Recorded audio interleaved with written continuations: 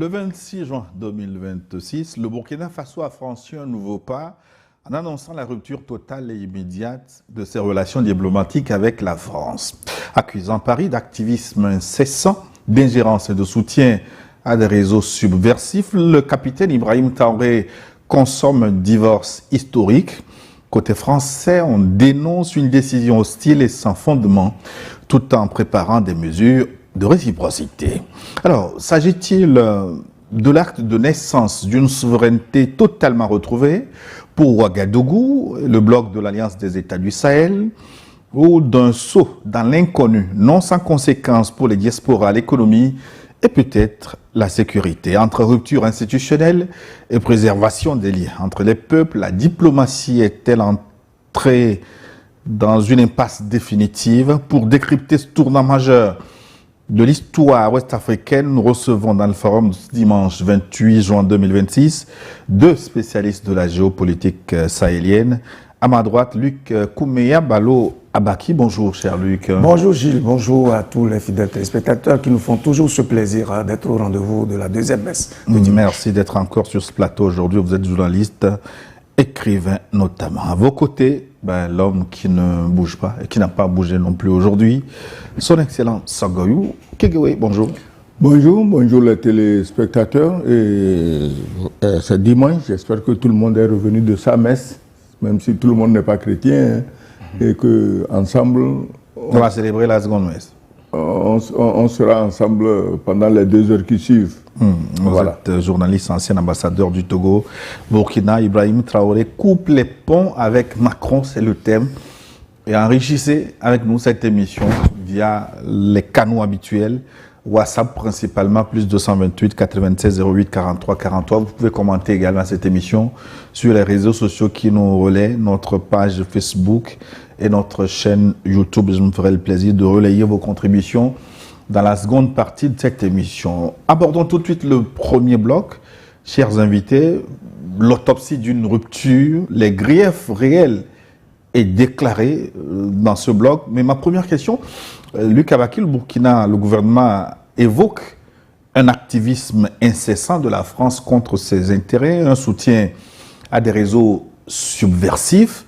Comment analysez-vous la gravité de ces accusations? Repose-t-elle sur des éléments tangibles ou s'agit-il d'une, on va dire, rupture politique calculée?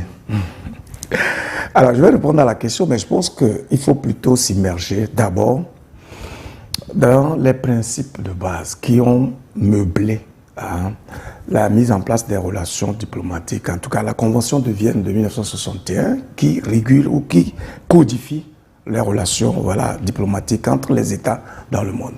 On parle d'abord de l'individu. Vous savez que l'être humain, il est d'abord social et sociable. Ça veut dire que c'est d'abord l'inter-échange qui permettent donc à notre espèce, à notre société d'évoluer et tout ça. Et comme on est cloisonné dans cette humanité par des États, donc il faut mettre des principes qui permettent justement le vivre ensemble, qui permettent de préserver les intérêts de chacun, tout ceci en lien avec l'impératif de la paix, de la sécurité, du développement, du moins tout ce qui permet à l'être humain de s'exprimer, de vivre et puis donc de s'épanouir tout simplement dans cet environnement-là. Donc, on a mis en place ces codes-là diplomatiques, de sorte que chaque État puisse se faire représenter dans un autre État pour défendre ses intérêts, pour aussi apprendre des autres, etc., etc., etc. C'est d'ailleurs ce principe aussi qui a permis la mise en place du droit international privé, comme public, comme humanitaire, etc., etc. Donc, notre espèce a besoin de vivre en paix et de faire en sorte que chaque intelligence puisse s'exprimer et contribuer à l'évolution de notre humanité, tout simplement. Alors, pourquoi ces règles-là ont été mises? C'est parce qu'avant cela, on a vu que ceux-là qui se proclament être les puissants du monde, qui ont évolué sur le plan de la science, de la technologie et qui ont fabriqué l'arme, ont cette tendance à dominer les autres. Donc, à faire en sorte à étouffer le principe de vie des autres nations. Et donc, il fallait trouver des règles, tu vois, qui permettent à chaque individu de se sentir à l'aise, à chaque État, à chaque peuple, de défendre ses intérêts, sa culture, sa civilisation, etc., etc. Et donc, les règles sont établies, et donc, là, il y a les relations diplomatiques et tout. Mais, est-ce que vous avez le sentiment que, malgré l'existence de ce droit international, de ces principes codifiés qui permettent normalement à chaque État de respecter l'autre, sa souveraineté, etc., est-ce que ceci est respecté par les puissances du Nord, auteurs, autrices de la traite négrière, de la colonisation, du néocolonialisme, etc. Non. Justement, en transportant cela, dans le contexte des rapports entre le Burkina Faso et la France, en particulier, et donc de façon générale avec l'AES, je pense que toutes les émissions que nous avons toujours faites ici se rapportent à ces relations conflictuelles, où la France, qui est donc le pays colonisateur de ces pays-là, de ces États, a toujours cette tendance, jusqu'en ce XXIe siècle, à penser que sans elle, les États d'Afrique n'ont pas droit à l'existence. Alors, tout récemment, vous savez qu'il y a eu une attaque au Mali. Vous avez vu avec quelle hystérie les médias français ont célébré l'action des terroristes au Mali, comme si le principe de la vie humaine ne comptait plus.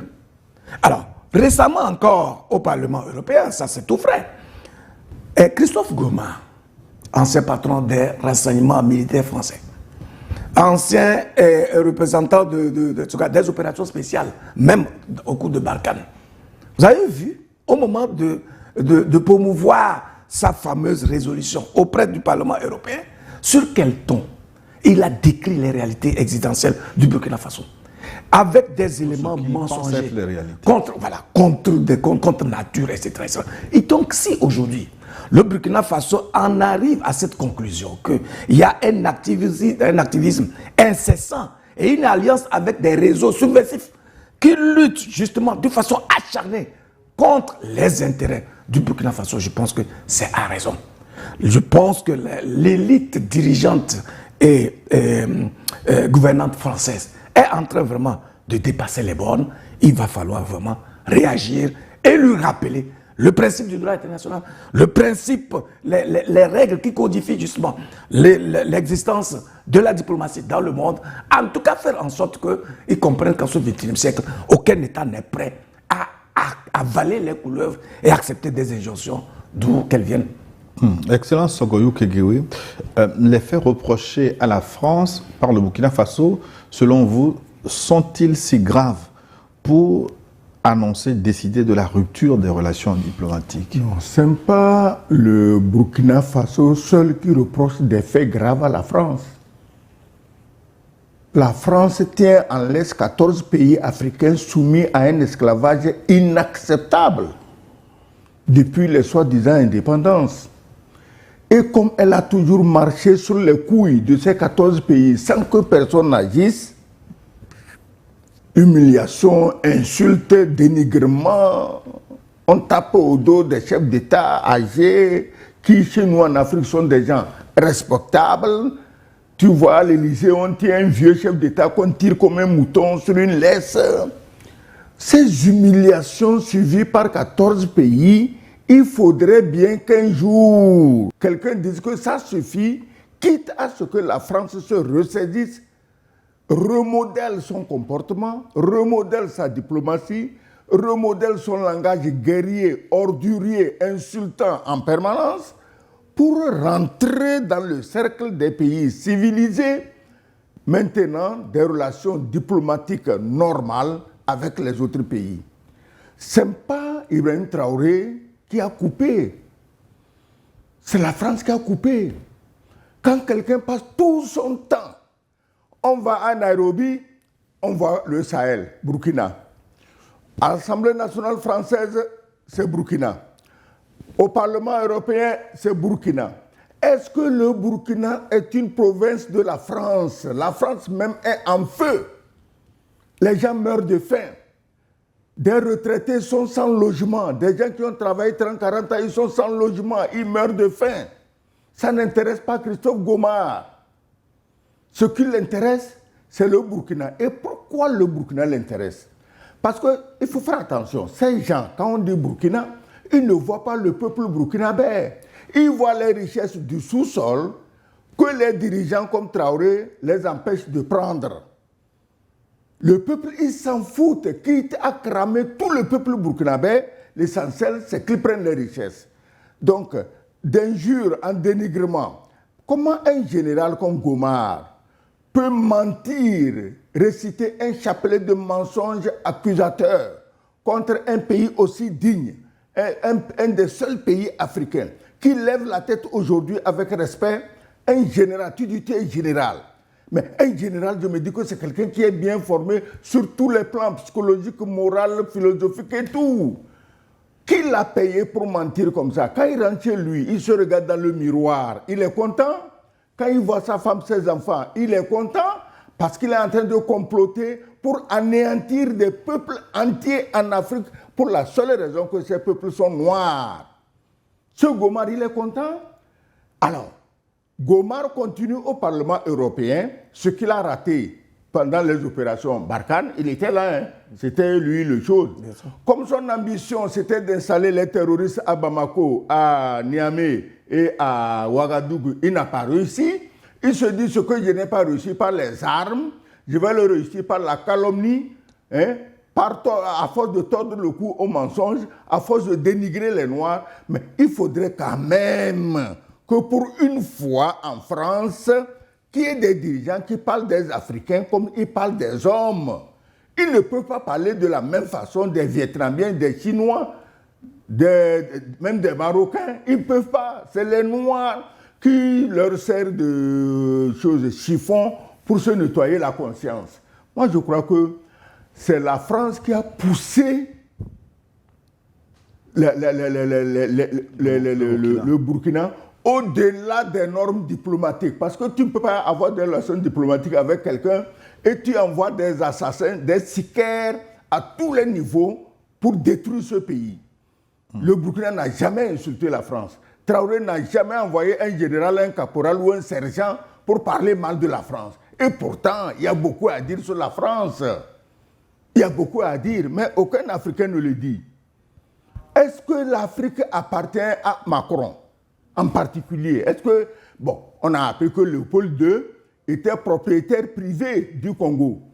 J'ai l'impression que depuis l'arrivée de Macron, l'Afrique de l'Ouest, même centrale, les 14 pays, sont devenus la propriété privée de Macron et il recrute des généraux assassins pour faire son travail, pour éliminer les Noirs, pour lui permettre d'exploiter les richesses de sa propriété privée. Mais, Excellence, profitons de votre expérience d'ambassadeur. Vous avez fait les milieux diplomatiques. Quand on parle de rupture diplomatique avec un pays, qu'est-ce que cela implique concrètement? Qu'est-ce que ça veut dire? Non. D'abord, l'ambassade, c'est quoi? L'ambassade est le pont entre deux pays qui communiquent, qui échangent. C'est-à-dire que c'est un signe d'amitié entre deux pays que de changer des ambassadeurs. Il y a des niveaux de choses, de représentation. Quelquefois, il y a des ambassades qui sont juste au niveau de chargés d'affaires. Mais quand la relation est approfondie, réelle, et d'intérêt mutuel entre les deux pays, on nomme un ambassadeur. Donc, il faut que quand l'ambassadeur arrive dans la présentation des lettres de créance, la première chose qu'un ambassadeur sort, c'est qu'il est là pour renforcer les relations entre son pays et le pays où il a été accrédité, entre son président et le président du pays où il est accrédité. C'est ça le but de l'ambassade.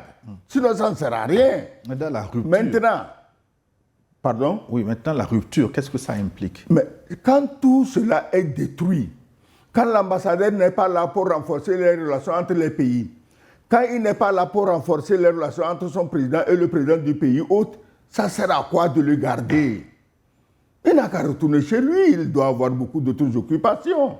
Parce qu'on ne peut pas être dans un pays, tu ne peux pas en tant qu'ambassadeur être dans un pays juste pour travailler à le détruire dans l'intérêt de ton pays d'origine. Ce n'est plus de l'ambassade. Le Burkina ferme son ambassade en France et réciproquement la France aussi ferme son ambassade au Burkina Faso. Oui, réciproquement normalement, mais on n'est pas obligé. Tu te rappelles, il y a des choses, les gens ont la mémoire courte. Les Français avaient chassé l'ambassadeur du Mali. On lui a donné à peine 24 heures. Pourquoi? Le péché, on l'a invité au Sénat. où il a dit tout le bien du monde de la coopération française dans la lutte contre les djihadistes, avec une petite pointe d'humour, bon, quand même, dites à nos braves soldats de fréquenter moins les bordels de Bamako. Le lendemain, on l'a chassé. On l'a chassé. Comme un malfrat.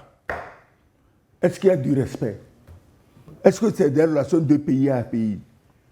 Et pourtant, les soldats passaient plus de temps dans les bordels que dans la lutte contre les fameux djihadistes, qui n'étaient que leurs petits frères, leurs enfants chéris, qui faisaient le travail géostratégique auquel leur pays les destinait. Alors, quand on a chassé l'ambassadeur du Mali, personne n'a fait du bruit, l'ambassadeur. Ils se respectent, les Africains, ils se respectent. Ils ne se prennent pas pour des êtres supérieurs. Ah, on ne doit pas me toucher. Non, il est parti. Mais c'est après, plus d'1 an après, quand l'ambassadeur français à Bamako se prenait pour Jules César et que les Maliens ont dit ça suffit, alors les gens se poumonnaient à l'Assemblée nationale française. Non, si c'est comme ça, il faut chasser leur ambassadeur. Et on leur dit, mais malheureusement, l'ambassadeur était chassé depuis plus d'1 an. Est-ce que tu comprends? Oui. Donc, quand ça ne va pas, ça ne va pas. On ne peut pas continuer à faire ça. Parce que la diplomatie, c'est quoi? C'est de passer son temps à faire des discours courtois. Non, on est des amis, on travaille dans les intérêts réciproques de nos pays, de nos peuples. Mais quand cette amitié n'est pas là, quand la simple sincérité n'est pas là, quand le simple respect n'est pas là, quand l'autre te prend pour moins qu'un... C'est-à-dire que considère que tu n'es pas un humain, que tes richesses, les richesses de ton pays, tu ne mérites pas de les avoir. Et que parce que lui, il est en crise économique profonde chez lui, il peut envoyer ses militaires te tuer pour prendre tes biens. Même au Moyen-Âge, je crois que les premiers explorateurs qui venaient sur nos côtes, ils n'avaient pas l'intention d'anéantir les populations pour prendre leurs richesses. Luc, analysons les réactions de la France. Le pays dénonce une décision sans fondement. Paris, avec cette réaction, manque-t-il de clairvoyance ou le pays a sous-estimé la profondeur du divorce diplomatique? Non, elle manque de bonne foi, c'est tout. Elle manque tout simplement de bonne foi, de sincérité, de vérité. Parce que les faits sont là, nous les avons toujours dénoncés. À chaque fois, je pense que l'ambassadeur a fait un déballage complet. Ce qui se passe, quand il y a rupture de coopération, c'est que vous fermez votre ambassade. Et c'est ce que le Burkina a demandé. Je pense qu'ils ont 6 ou 7 jours pour fermer l'ambassade de France au Burkina Faso. Tout ceci parce que, en fait, j'ai dit au départ qu'en réalité, ces relations diplomatiques, ou toute forme de relation, vise fondamentalement à respecter le droit à la vie de chaque citoyen, le droit à l'épanouissement, le droit à défendre sa civilisation, sa culture. En tout cas, comment faire pour faire en sorte que l'espèce humaine puisse évoluer.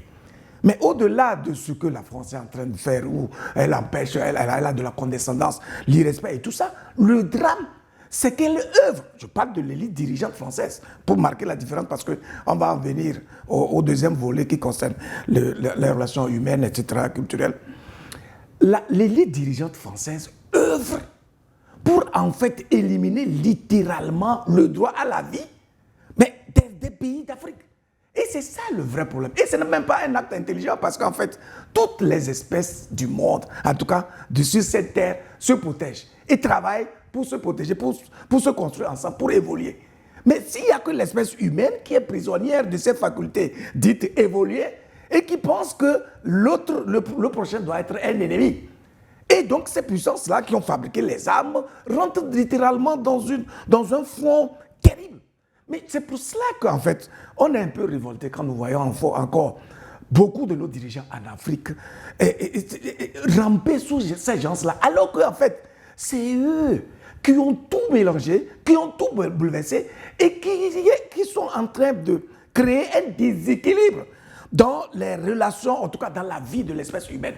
Alors, cette évolution, prétendue évolution, en tout cas technologique, est-ce qu'elle permet aujourd'hui à l'humanité d'être plus heureuse? Est-ce que l'être humain est plus épanoui aujourd'hui, en ce 21e siècle, avec la science glorifiante du 19e siècle, qu'avant cette science-là? C'est pour dire qu'en fait, on a travesti en réalité la vocation de l'être humain à travers tout ce qui est en train de se passer, avec comme principe la domination, l'impérialisme, l'hégémonie, et puis même l'assassinat pur et simple de l'être humain. Ça, c'est très grave. Je pense que les pays de l'AES, notamment le Burkina Faso, sont en train de bien faire, de rappeler à ces puissances du Nord que l'être humain est à part entière à tout point de vue. Qu'il soit noir, blanc, rouge ou quoi que ce soit, il a droit à la vie. Tant que vous œuvrez pour l'empêcher de vivre, de s'exprimer et de contribuer à l'évolution de l'humanité, il va falloir qu'on vous remonte les bretelles. Et c'est peu dire que l'action que le Burkina Faso vient de mener, j'espère plutôt que la France, au-delà de ce discours politique qui est dans le déni permanent, va comprendre qu'il faut changer de logiciel. Oui, il a contribué énormément à la traite négrière, à la colonisation, au néocolonialisme, mais aujourd'hui, il va falloir qu'il change de logiciel en comprenant que toutes les consciences s'éveillent. Tout le monde a droit à la connaissance et à la participation de la vie elle-même. C'est de ça qu'il s'agit en réalité. Mais maintenant que les ponts diplomatiques et consulaires sont rompus entre les deux pays, on va aborder le deuxième chapitre, notamment les dégâts collatéraux. Excellence Kegewe Sogoyou, le communiqué de Ouagadougou précise que les liens entre les peuples sont préservés malgré tout. En pratique, comment maintenir les liens humains et culturels quand les ambassades ferment et que la France annonce des mesures de réciprocité? Tu sais, il y a beaucoup de pays qui n'ont pas d'ambassade partout, mais leurs ressortissants vivent là-bas et tout le monde vit bien. L'ambassade n'est pas obligatoire. Une ambassade n'est pas obligatoire. Il y a des gens qui vivent, par exemple, il y a des Togolais qui vivent dans des pays où le Togo n'a pas d'ambassade, mais ils ne se plaignent pas. Mais les relations diplomatiques, dans ce cas, sont couvertes par d'autres ambassades. Alors, d'autres couvriront. Mais parce que, laissez tomber diplomatique. Est-ce que... Posez-vous des questions. Quand sympa le général anglais, missionné par la France, quand sympa le général Lecointre, quand sympa le général le dernier... Goma. Christophe Goma. Christophe Goma, tu ne te demandes pas pourquoi c'est les généraux qui parlent. Donc la France a recruté une bande d'assassins généraux pour terroriser l'Afrique. Où sont les diplomates? Si ce que le Gomar va vomir devant le Parlement européen, en temps normal, si la France a des griefs, elle les transmet par le canal diplomatique. Son ambassadeur à Ouagadougou est en droit d'apporter un message du président français au président burkinabé et lui dire: nous faisons des soucis pour telle situation dans votre pays. Or, ils ne se font des soucis pour rien parce qu'il n'y a rien à reprocher au Burkina. Il y a rien la seule chose à reprocher au Burkina, parce que le Burkina garde son nord et on construit des routes, des autoroutes, des hôpitaux, des écoles, des universités. Or, ils se disent que cet argent serait aujourd'hui au trésor français et les Français seraient moins en train de mourir de faim. Alors, dis-moi, où est la diplomatie quand c'est des généraux qui parlent? On fait diplomatie avec des généraux? Si eux, leurs généraux sont chargés de parler, pourquoi ils ne comprennent pas que dans ces pays du Sahel, des officiers prennent leurs responsabilités et parlent? Parce que quand un général va à Bamako, devant un général, à Niamey, devant un général, à Ouaga, devant un capitaine, quand il parle, il y a une réponse pour lui. Mais si c'est devant un pauvre civil qui, dès qu'il voit les galons, commence à trembler, c'est ce que la France aime. Quand on voit un représentant français, on doit trembler. Le chef est venu. Il y a bon banane, il y a là. Ah, chef, comment? Ça va? Tu veux quoi? Non.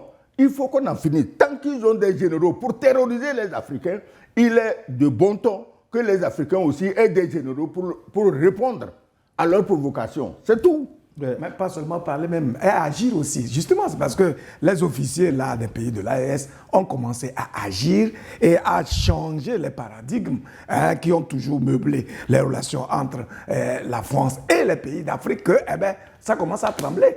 Mais le général Gomar a dit quelque chose en fin d'intervention. Il dit, quand le Sahel vacille, c'est la France qui vacille.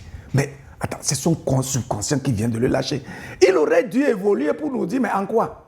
De quelle manière, lorsque le Sahel vacille, ben, la France aussi vacille. Il est en train de nous dire, ou du moins de confirmer l'évidence qui est que, en réalité, la France n'a de raison d'être qu'en puisant ou qu'en pillant littéralement les ressources dont les pays de l'AES disposent. Sinon, mais le vacillement de l'AES concerne en quoi la France? Et donc, je pense qu'en tout état de cause, les dirigeants français doivent véritablement comprendre qu'ils ne peuvent plus prospérer avec les mêmes méthodes.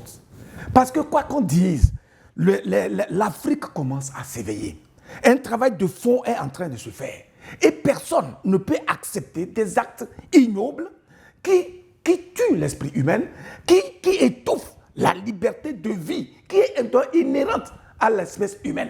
Et donc, dans ces conditions-là, il me semble que c'est de la responsabilité, en tout cas, de nos dirigeants de commencer à créer une certaine forme de résilience à l'interne. Oui, si le Burkina, oui. Oui, qu'est-ce que ça veut dire quand la France dit qu'elle va, elle va développer des mesures de réciprocité? Oui, mais c'est normal. Qu'est-ce que ça veut dire quand on sait ce qui est arrivé à ceux qui ont osé défier la France? Oser. Écoutez. Attends. Est-ce que... Non, faisons attention aux mots. Est-ce que quelqu'un défie la France? C'est la France qui nargue des pays souverains, qui envoie des gens insulter des pays souverains. À l'Assemblée nationale française, on envoie des gens. À Nairobi, ils sont là. À l'Assemblée, au Parlement européen, ils sont là. C'est la France qui envoie des gens et qui? Des soudards. Des vieux militaires sans envergure, qui dans leur carrière militaire n'ont rien fait de bon. Gomar était au Mali pour lutter contre les terroristes. Quelle trace positive il a laissé pour les Maliens? Et rien, il en a laissé pour les terroristes. Ok, les terroristes sont en train de le remercier et il va au Parlement européen pour compléter le travail de soutien à ces terroristes. Dis-moi concrètement, mais, qui provoque qui? Est-ce que le Burkina n'a jamais dit du mal de la France? Est-ce qu'un représentant burkinabé aux Nations Unies, à l'OUA, à la CEDEAO, tout ce CEDEAO, oublions la CEDEAO, puisque c'est l'antichambre de Macron. Donc, est-ce que jamais quelqu'un du Burkina, du Mali ou du Niger a dit du mal de la France? Pourquoi la France trouve autant de plaisir à malmener, à torturer, à mépriser, à piétiner des peuples souverains? Ce n'est pas une question de dire du mal. Oui. On sait, Sylvano Olympe a voulu simplement frapper sa monnaie en quittant le franc CFA. C'est ce qui lui est arrivé. Thomas Sankara a tenu des propos qui ont déplu en son temps au président français. On sait ce qui est arrivé. C'est pour ça que je demande comment vous analysez les mesures de réciprocité. Autrement dit, tu es en train d'insinuer que, puisque la France sait être mauvaise, être nuisible, et donc il va falloir se méfier et ne prendre aucune initiative, jamais affirmer notre souveraineté, jamais défendre notre vie en tant qu'être humain. C'est ce que ça veut dire. Puisque tous ceux qui ont, par le passé, tenté d'affirmer la liberté, la souveraineté, l'indépendance, s'affranchir de tous les nœuds, de tous les goulots d'étranglement établis et soigneusement entretenus par la France en Afrique, ont subi des sorts dont vous nous parlez. Mais écoutez, moi je pense que la France a tout fait déjà.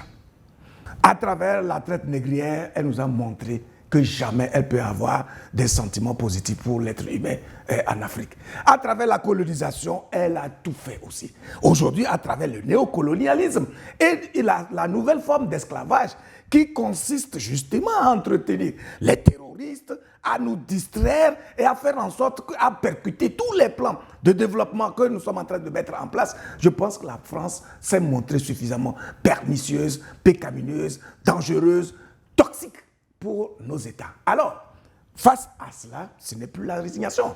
C'est une question d'organisation. C'est l'idée que je voulais développer au départ pour dire que pour faire face justement à cet impérialisme qui devient aigu, qui s'accentue, parce que justement les Occidentaux, et notamment la France, s'est convaincue qu'elle ne peut avoir de vie qu'à travers ce qu'elle puise donc sur nos territoires.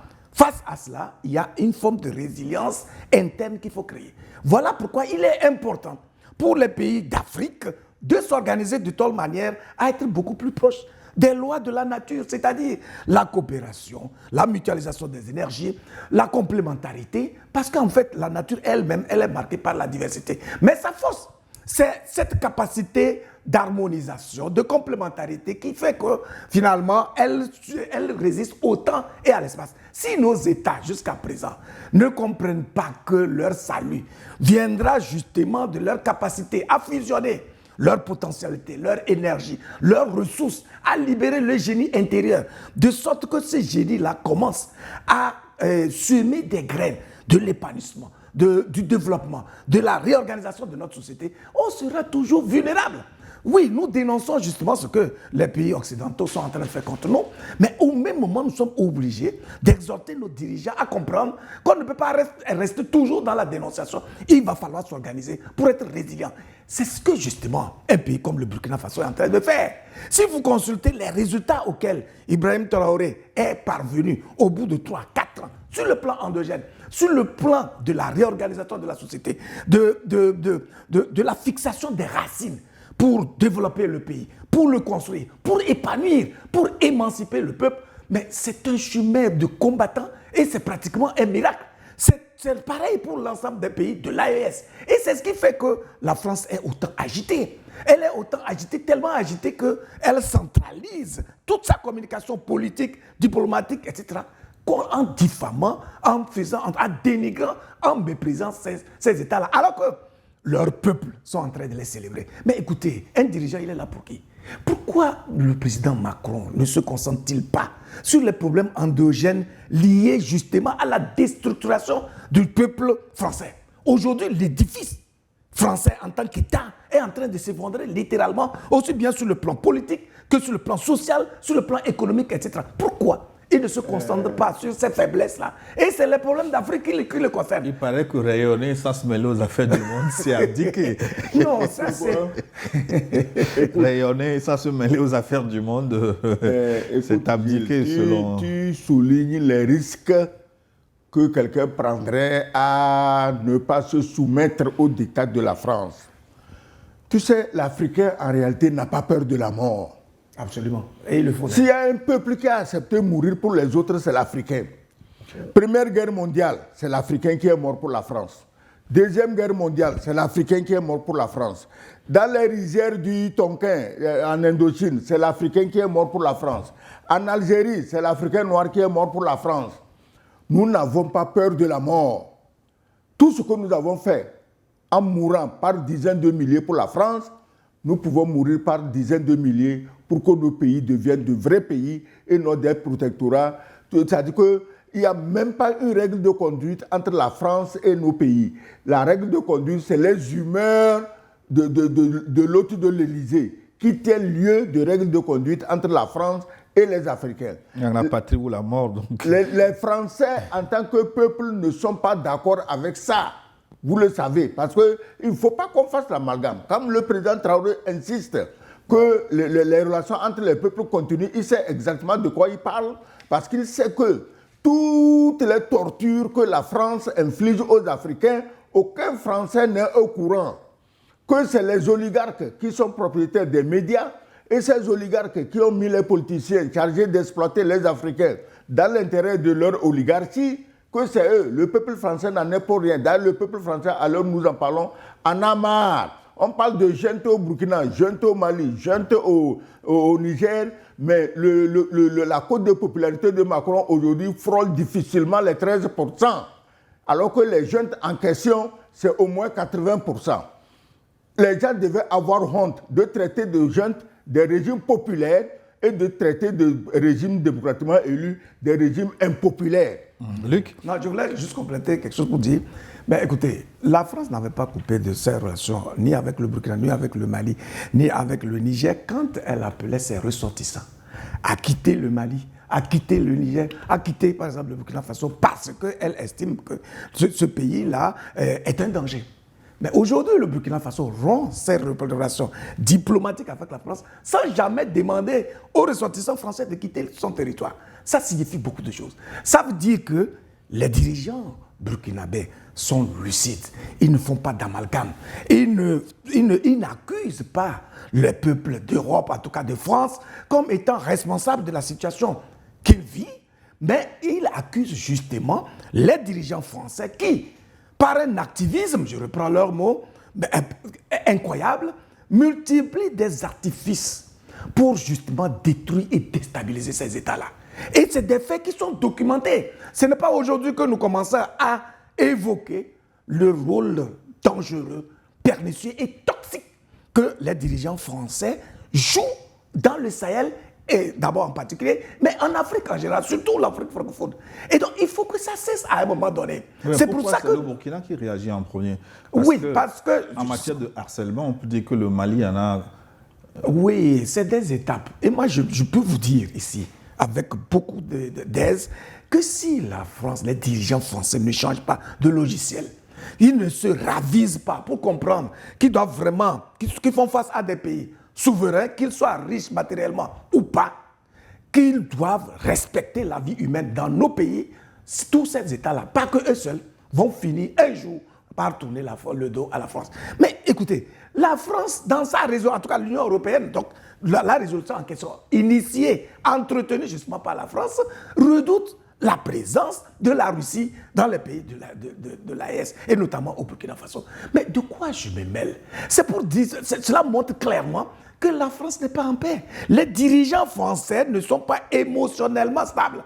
Ils sont angoissés, inquiets du fait qu'il y ait une autre puissance occidentale qui prenne pied en Afrique et qui rogne finalement ses intérêts à lui. Et c'est ça le vrai problème. Sinon, quand on est d'accord sur le droit sur le principe du droit international, qui doit respecter la souveraineté et les choix politiques des dirigeants souverains, mais comment, dans un contexte de libéralisme économique, on peut redouter la présence d'un autre partenaire choisi de plein gré par un pays souverain? C'est quand même incroyable qu'on en soit là. Et donc, la France elle-même est en train de s'exposer à travers son agitation qui montre qu'elle est inquiète, elle n'est pas tranquille parce qu'elle pense qu'elle est en train de perdre de l'espace et que bon, son avenir est compromis.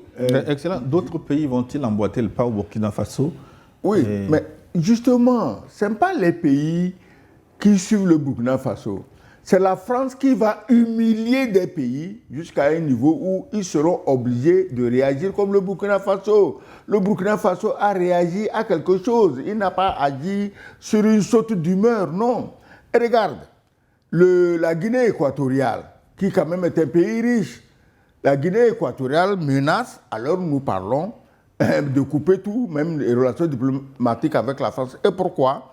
Il y a un immeuble appartenant à la Guinée équatoriale, à l'avenue Foch, à Paris, avenue Foch.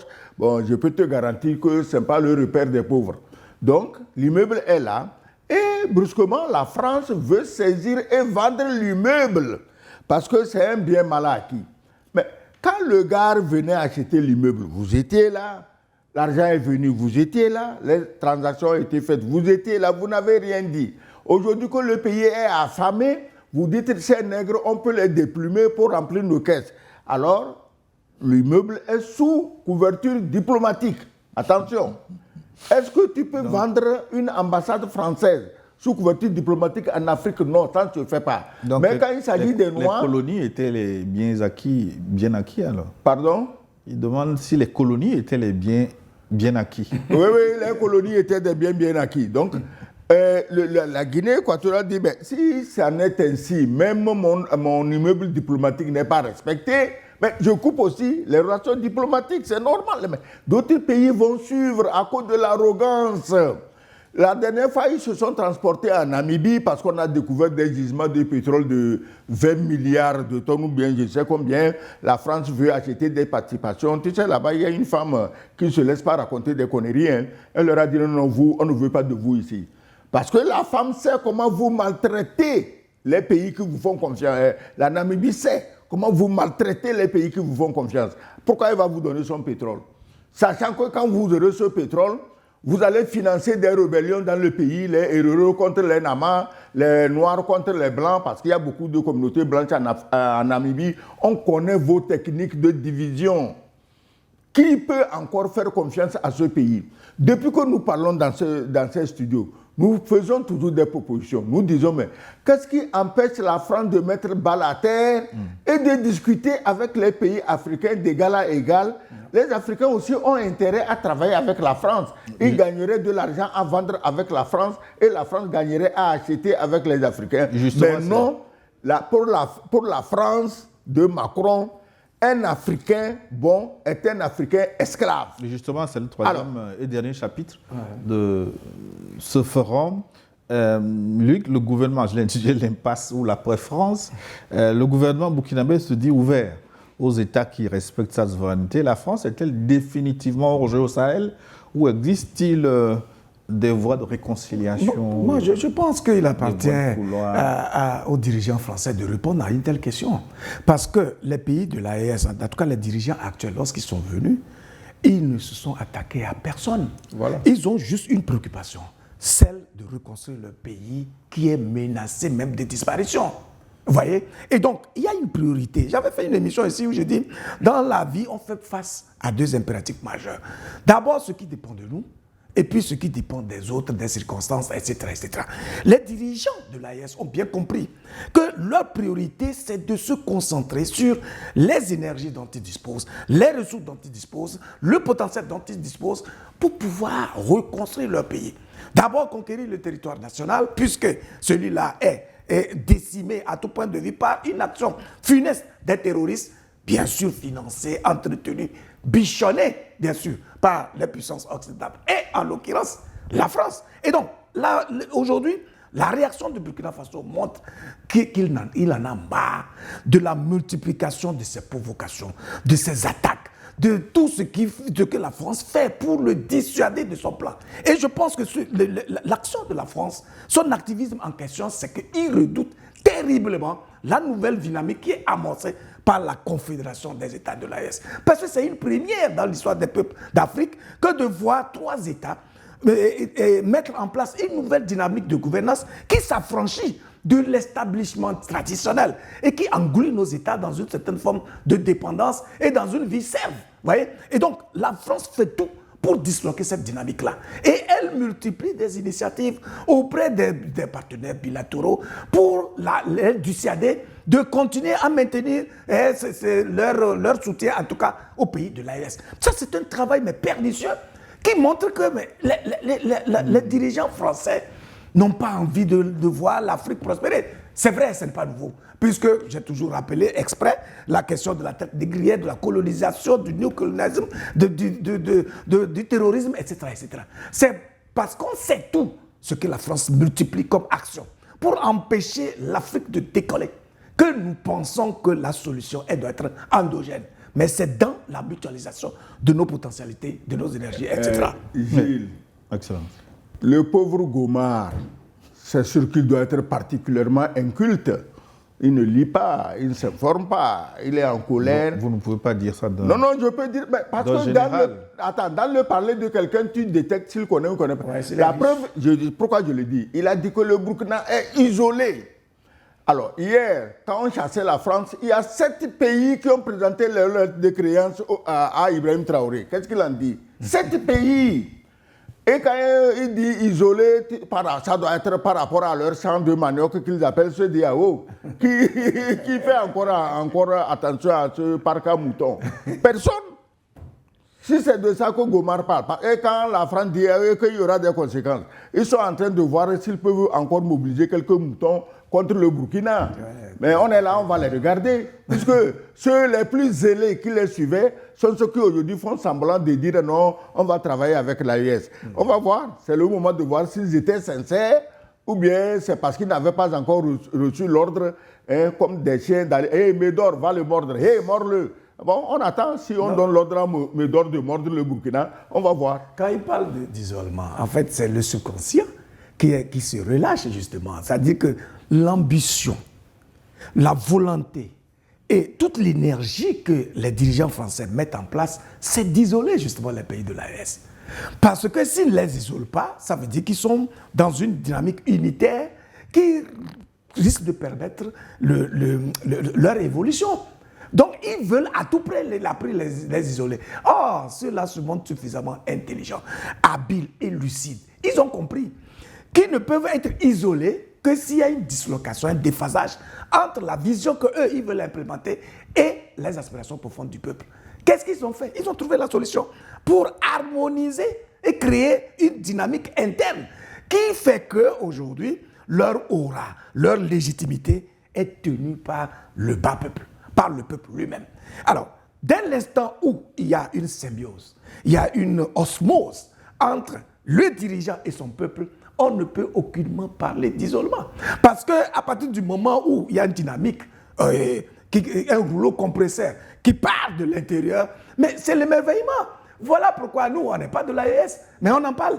Vous voyez un peu combien de fois les actions des pays de l'AES ont fini par provoquer un déclic de l'action au sein même de l'Afrique dans son ensemble. Les leaders d'opinion se multiplient pour les soutenir à tout point de vue. D'où viendra alors l'isolement? Si au même moment, les puissances occidentales, en tout cas un peu partout, ont multiplié les accréditations avec le corps diplomatique, etc., dans ces pays-là, l'isolement viendra d'où? Donc, la France est en train de s'illusionner tout simplement et elle est en train de se vendre gratuitement à travers ces écarts de comportement et de langage. Les téléspectateurs nous écoutent et nous diront s'ils sont d'accord avec vous et ce qu'ils pensent de cette situation. Ibrahim Traoré qui coupe les ponts avec Macron à travers la rupture des relations diplomatiques. Les téléspectateurs seront d'accord ou non d'accord. On n'est pas les Français. On n'est pas obligé tout le monde à être d'accord avec nous.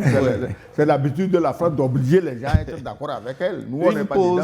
Pour des impératifs de studio. On se retrouve dans 10 minutes.